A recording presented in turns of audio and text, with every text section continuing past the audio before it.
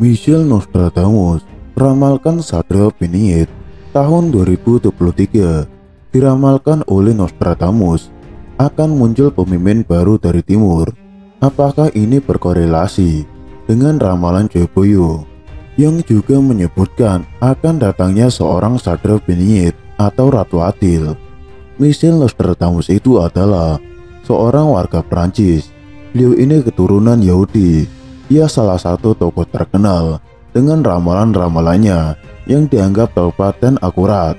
Menurut ramalan Michelle Nostradamus yang ditulis oleh Biswit dan Peter Lorre dalam buku The End of the Millennium Prophecy 1992 menuju ke 2001, Nostradamus itu meramalkan pada tahun 2023 disebutkan secara lebih khusus mengenai munculnya seorang pemimpin yang akan merubah dunia.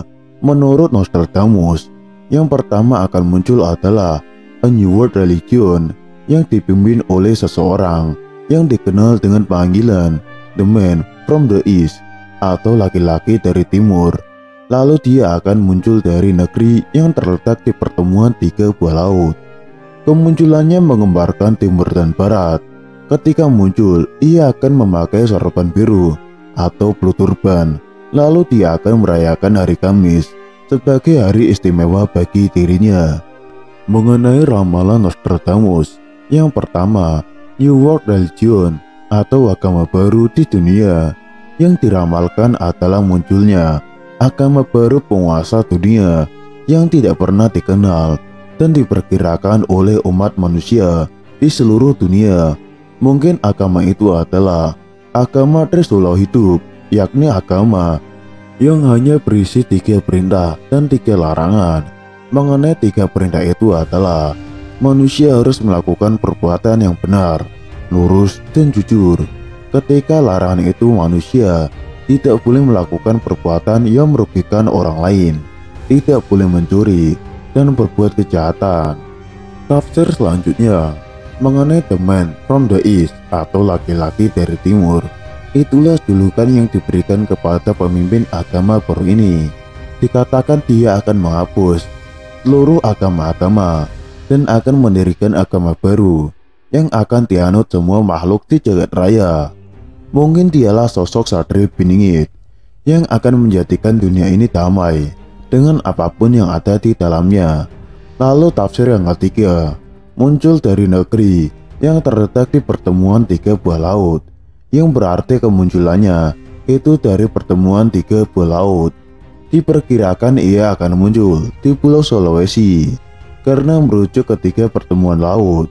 Sebelah utara Pulau Sulawesi itu adalah Laut Sulawesi, di sebelah selatannya adalah Laut Flores, dan di sebelah timurnya adalah Laut Maluku. Berarti laki-laki yang dimaksud berada di Indonesia bagian timur, tepatnya di Sulawesi. Mungkin ia menyembunyikan diri sambil menanti waktunya untuk terbit. Hal ini barulah prediksi semata. Kemunculannya itu menggambarkan timur dan barat. Maksudnya, kemunculannya akan menggambarkan seluruh dunia beserta seluruh isinya. Tafsir yang selanjutnya, ketika muncul, dia memakai sorban biru.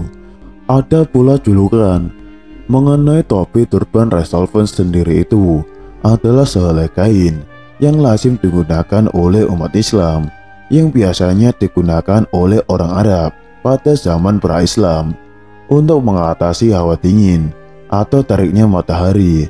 Lalu tafsir berikutnya, ia merayakan hari Kamis sebagai hari istimewanya. Mungkin karena hari lain adalah hari istimewa untuk agama lainnya. Namun, satu hal yang harus diyakini, semua kembali kepada kepercayaan masing-masing. Tidak ada yang benar selain Tuhan yang menciptakan kehidupan dan menyiapkan kehidupan itu sendiri. Selain itu, ada dari Indonesia yang meramalkan datangnya Satria Beningit, yaitu Prabu Jayabaya, yang dikenal dengan berbagai ramalannya yang disebut ramalan Jangka Jayabaya. Uniknya, sebagian besar dari ramalannya ini terbukti akurat dan benar terjadi di kemudian hari. Melihat dari riwayatnya, dulunya Jayabaya merupakan seorang raja kerajaan Kediri yang disegani bagi sebagian masyarakat Jawa kuno. Prabu Jayabaya dianggap memiliki ketajaman intuisi yang disebut sebagai kewaskitaan. Salah satu ramalan Jayabaya yang cukup terkenal adalah akan datangnya Satrio Piningit. Sosok Satrio Piningit ini digambarkan penyelamat di masa-masa krisis. Jadi, sang Satrio Piningit akan muncul pada era penuh kesengsaraan, ketidakadilan, dan perilaku kesewenang-wenangan penguasa. Sesuai ramalan Jayabaya, nantinya Satrio Piningit akan menjadi penyelamat dan membawa kemakmuran dan kesejahteraan bagi masyarakat. Dalam salah satu sumber, disebutkan bahwa Satrio Piningit bersenjatakan Trisulowetu, senjata permata tiga, diartikan sebagai hal-hal yang mewakili aspek kebenaran, kebijaksanaan, keadilan, dan memimpin. Dikutip dari jurnal berjudul Ratu Adil, Satrio Piningit dan Zaman Edan, karya K.D. Sri Yudari dan Niwayan Karmini.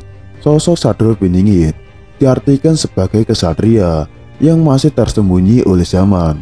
Kesatria adalah sifat yang wajib dimiliki seorang pemimpin, sedangkan Piningit adalah masih dipingit atau dirahasiakan. Maka dari itu, masyarakat dalam hal ini hanya bisa menebak dan menduga terkait sosok Satrio Piningit tersebut. Akan tetapi, jika melihat dari ciri sifat atau karakter yang disebutkan, Satrio Piningit merujuk kepada pemimpin sebuah negara yang bisa mewujudkan keadilan. Dalam kaitannya, sebagian orang memprediksi bahwa Satrio Piningit merupakan laki-laki keturunan keluarga kerajaan Majapahit dan bisa menjadi pemimpin besar. Pada awal hidupnya, dia menghadapi masa sulit, namun dengan ketabahan dan ketulusan hatinya, dia bisa melewatinya. Setelahnya, dia akan memulihkan keharmonisan, ketertiban, dan keadilan di dunia. Bagi sebagian orang Jawa, mereka mempercayai ini sebagai perputaran roda kehidupan, bahwa setelah era kegelapan, pasti akan diikuti zaman kemakmuran dan kesejahteraan. Siklus ini akan terus bergulir sepanjang waktu. Dengan demikian, ramalan Jayabaya mengenai kedatangan sosok Satrio Piningit bisa diartikan sebagai perlambang keadaan dan harapan masyarakat dalam menjalani kehidupan. Masa-masa kelam yang terjadi dan dirasakan memunculkan harapan akan segera datangnya sosok penyelamat, pemimpin yang berjiwa kesatria dan adil. Nantinya, dia akan memulihkan keadaan dan membawa negeri menjadi makmur dan rakyatnya sejahtera semuanya.